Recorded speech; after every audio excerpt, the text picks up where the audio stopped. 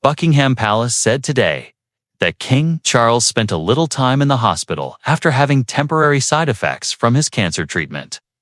For months, people have been quietly worried about King Charles's health. But now, that worry has turned into heartbreak. Just a few moments ago, Prince William came forward with news that shocked the whole nation.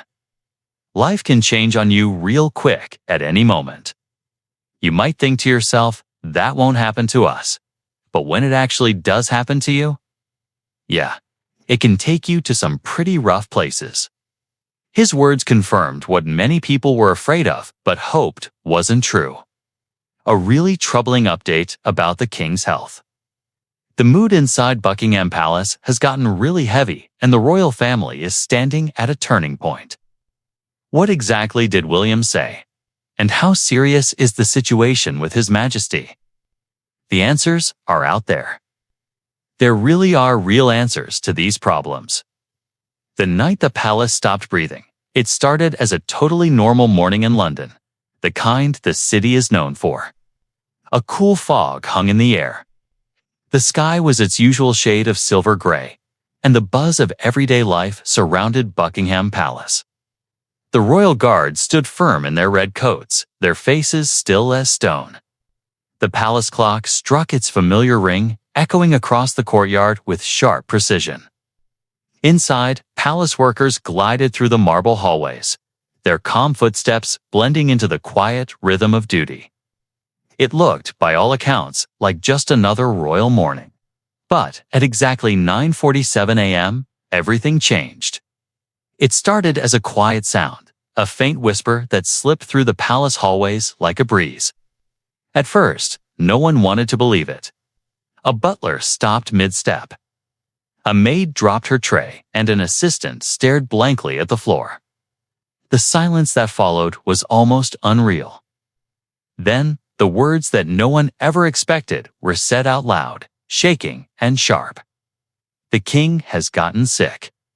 In an instant, the palace that had always seemed unshakable turned into a hive of chaos. Guards who normally moved with ceremonial grace started running. The golden gates, symbols of elegance and tradition, slammed shut with urgency. Motorcades showed up out of nowhere. Black cars speeding through the courtyard as doors slammed and voices rose in confusion. The air buzzed with tension. Phones rang nonstop. Messages were whispered from one shaking hand to another. The calm had been replaced by something way darker. The unmistakable pulse of fear behind those centuries-old stone walls. A storm had started to gather. By midday, the world got its first look at that storm. The official royal statement came in. Short, cold, and mysterious. His Majesty is under medical supervision following complications from treatment. That was it. No reassuring photos, no smiling doctors, no royal wave from a hospital balcony, just one single line and then silence. But that silence was deafening across Britain. It echoed through living rooms, offices, and crowded streets. News anchors stumbled over their words. Reporters set up camp outside the palace gates, and millions of people whispered the same haunting question. What's happening to the king? Inside the palace, the atmosphere got heavier with every hour.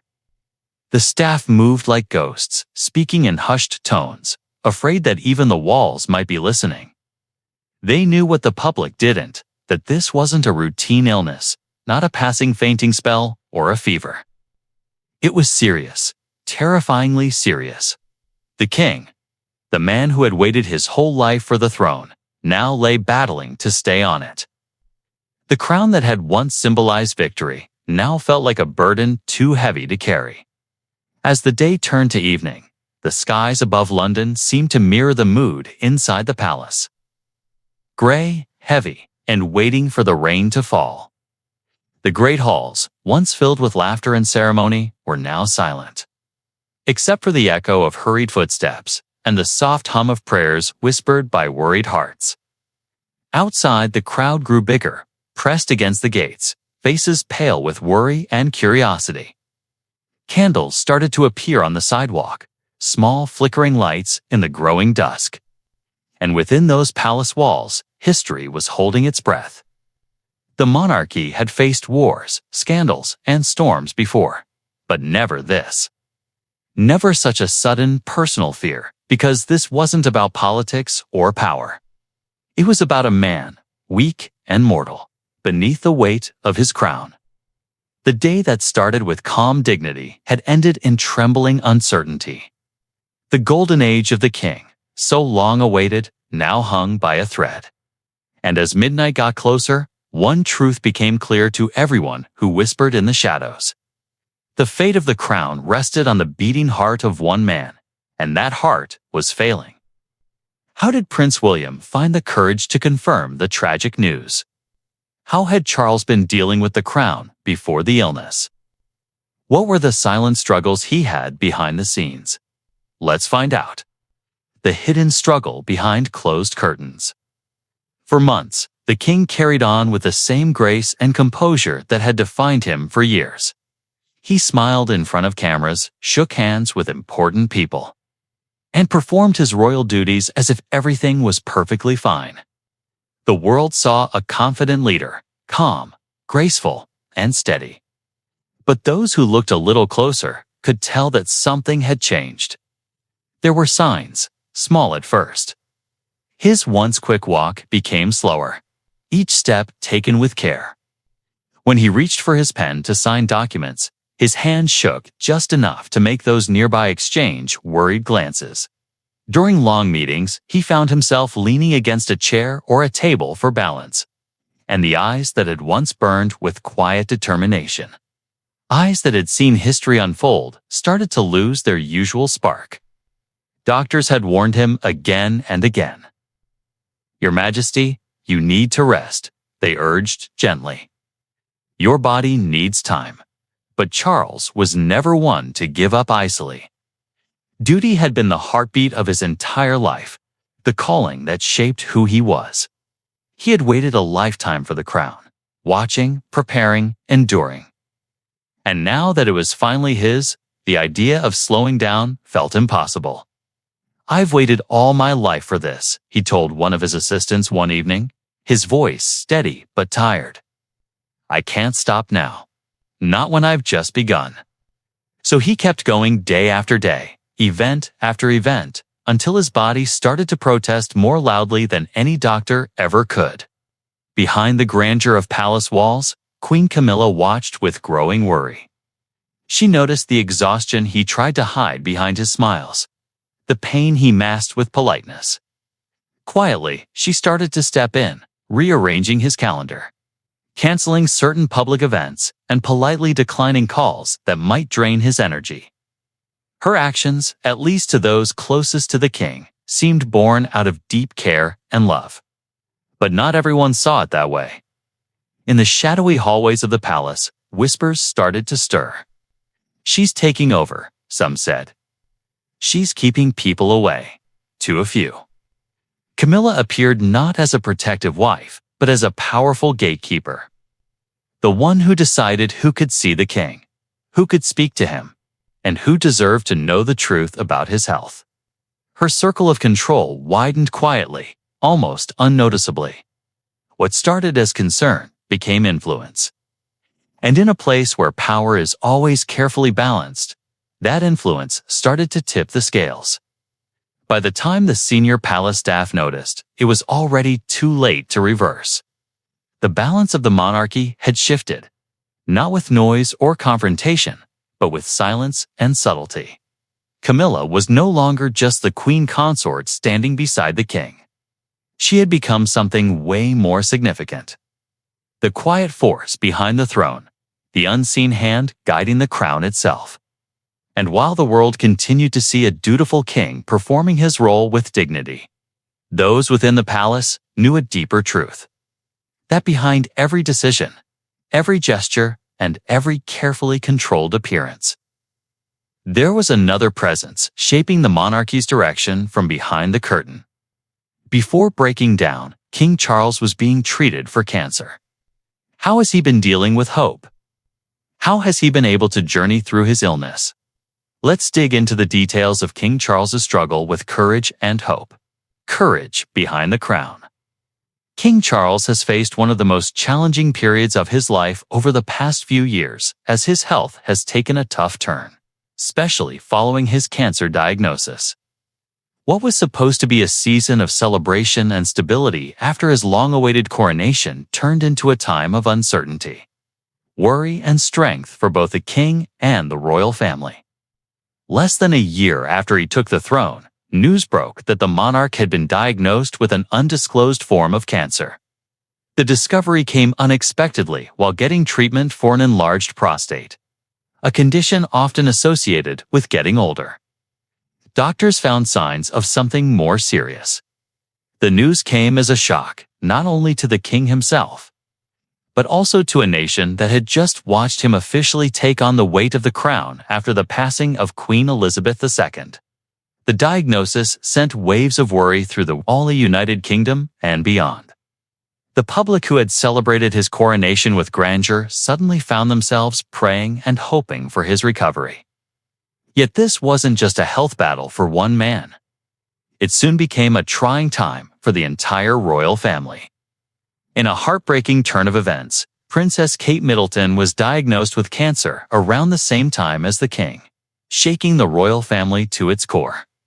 Both beloved figures withdrew from public life to focus on recovery, testing the family's strength and unity. For Prince William, balancing his royal duties while caring for his sick father and wife became overwhelming.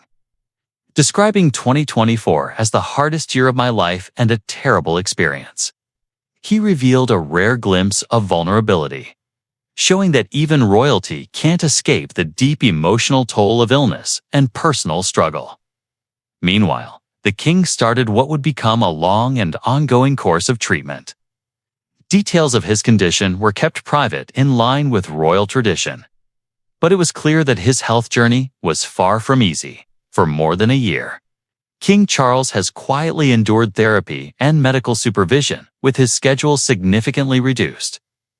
Public appearances became fewer, and each reappearance was met with warmth, applause, and deep respect from the British people, many of whom admired his courage and commitment to continue serving, even while fighting a personal battle. Despite his health challenges, the king has slowly and steadily started to return to his public duties.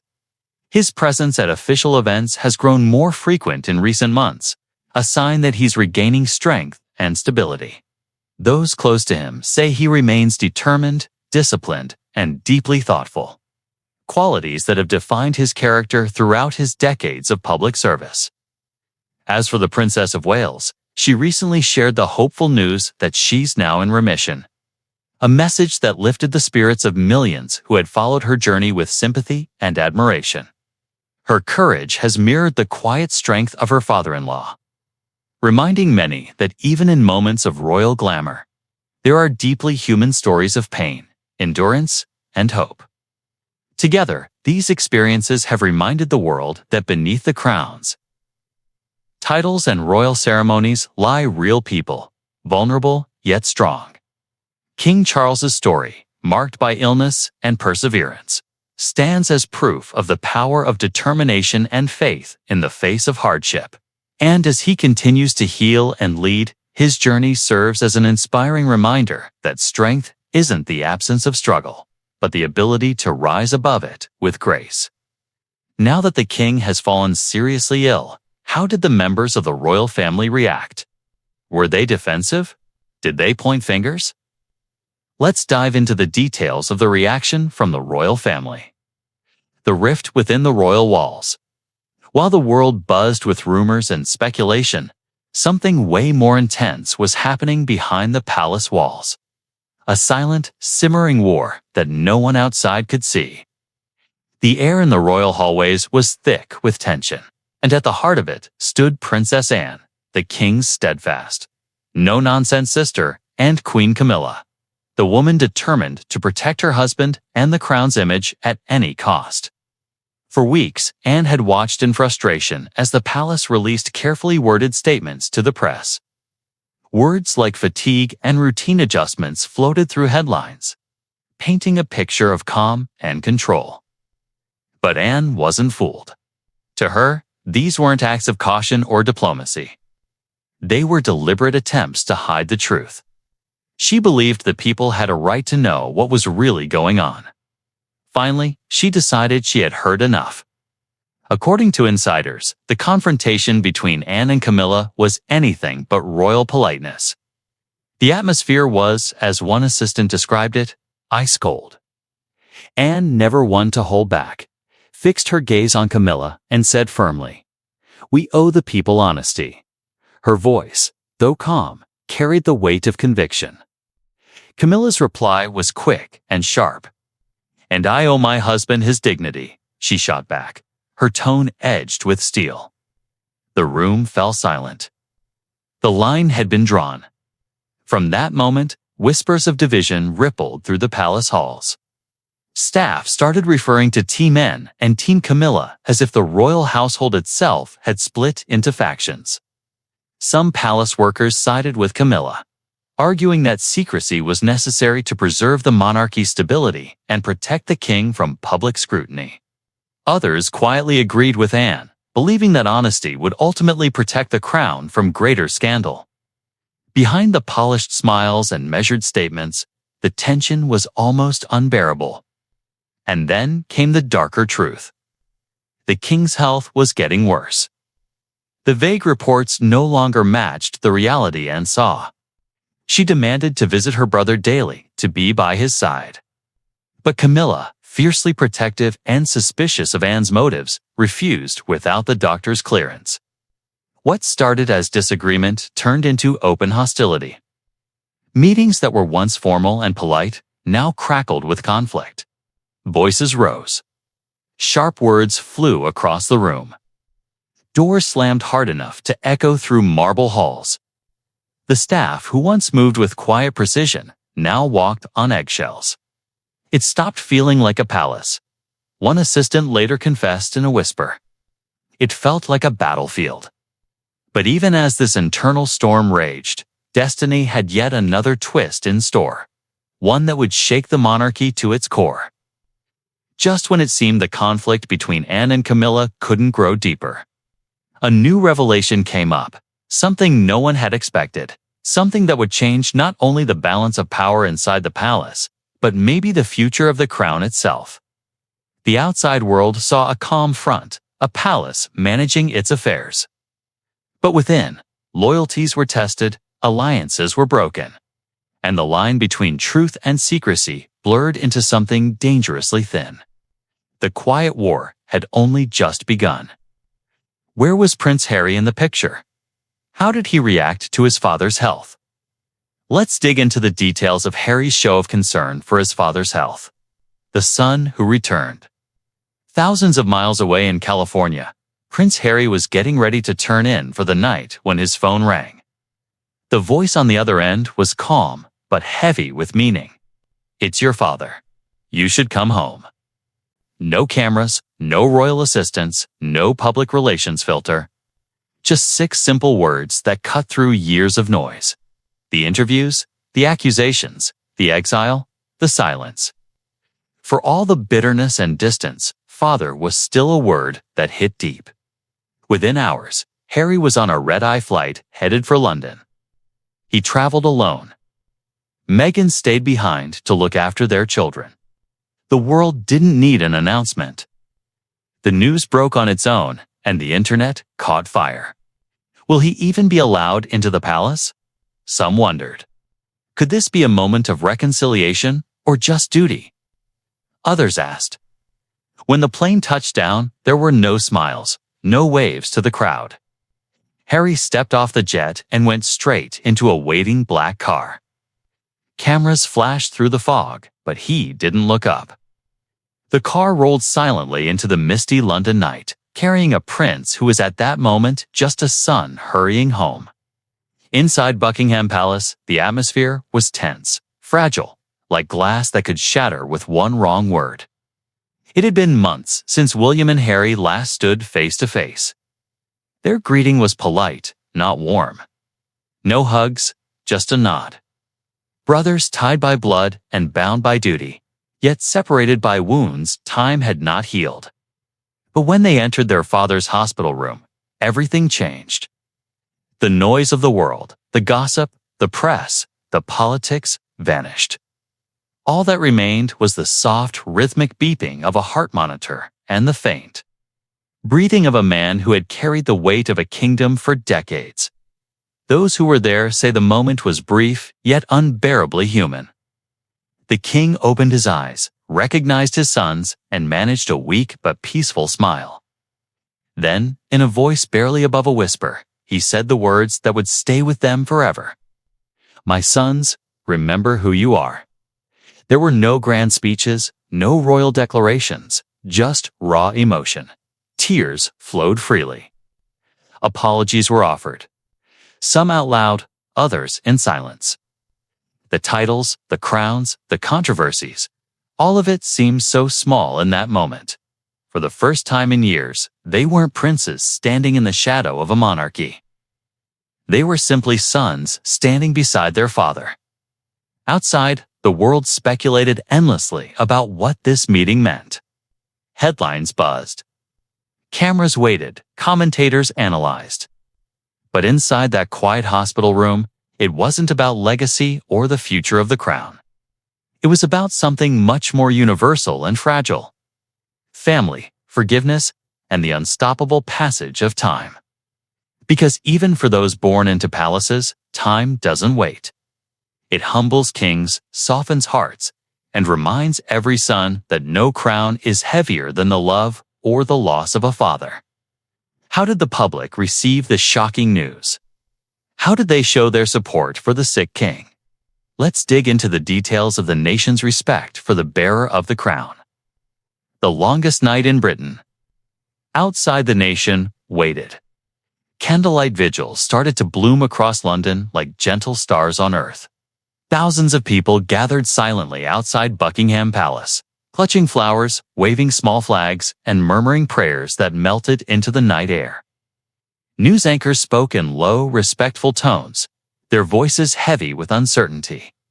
From distant cathedrals to quiet village churches, bells rang every hour, echoing through a nation wrapped in suspense. The United Kingdom, a country so used to seeing its royals as symbols of endurance and grace, seemed to hold its breath. Every street, every home, every heart waited.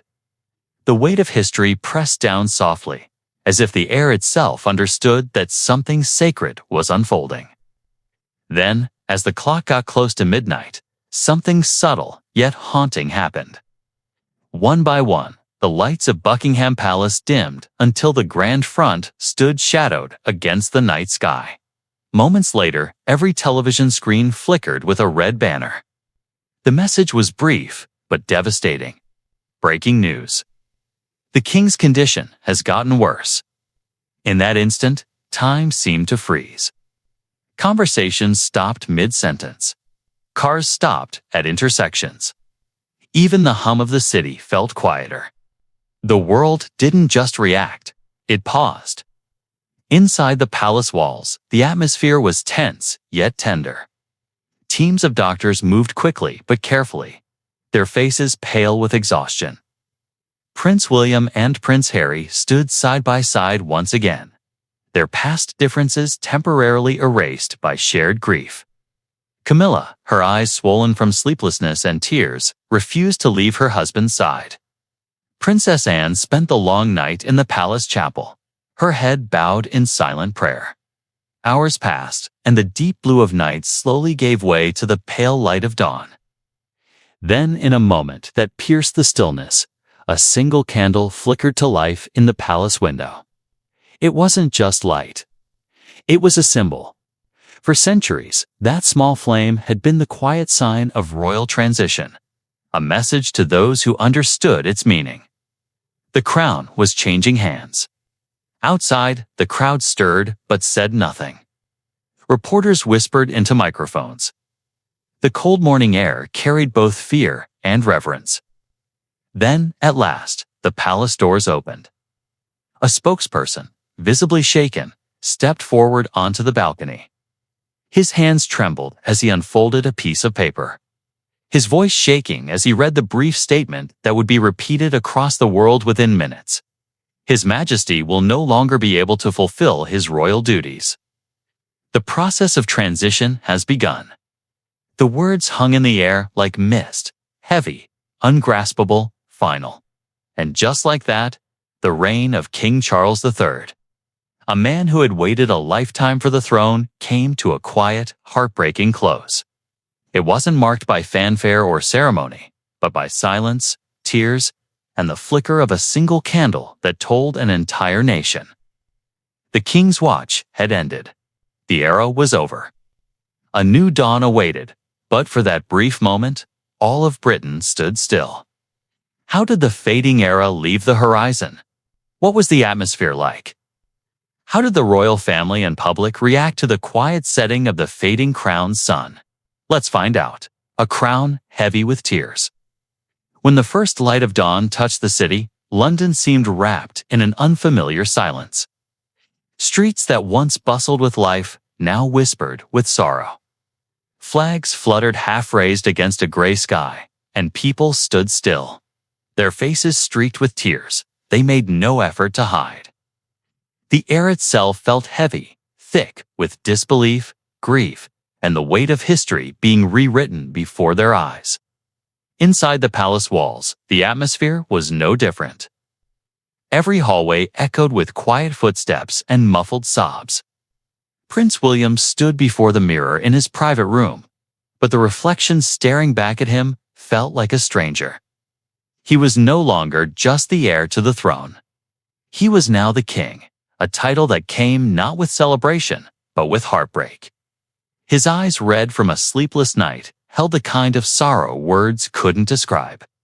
In one corner of the room, Camilla wept softly, her usual calm shattered by the loss of the man who had carried the burden of the crown with such grace. Nearby, Prince Harry lingered longer than anyone expected. He paced through the palace gardens, lost in thought, each step echoing memories of his father. Moments of laughter, of lessons, of love.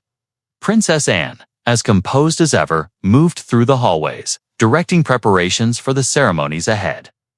Her gestures were steady, her face solemn. Every movement a quiet tribute to the discipline and dignity their father had lived by.